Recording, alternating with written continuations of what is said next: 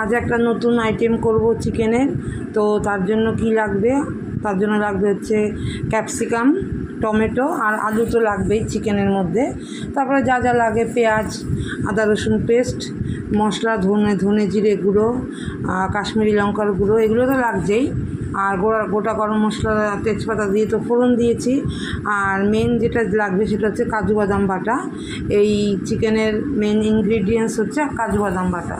তো এইভাবেই তো নতুন নতুন স্টাইলের চিকেনটা আমি করে নিলাম। এটা সম্পূর্ণ আমার মাথা থেকেই বেরিয়েছে। তো ভাবলাম যে রোজই তো একই রকম খাই না, একই রকম না, একটু ভ্যারাইটি অন্যরকম করেও খাই চিকেন, তবে ম্যাক্সিমামটাই তো একই রকমই হয়ে যায়।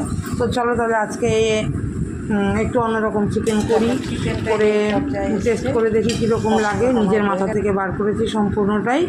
আর দেখো এখানে চিকেনটা সুন্দর করে রান্না করে নিলাম।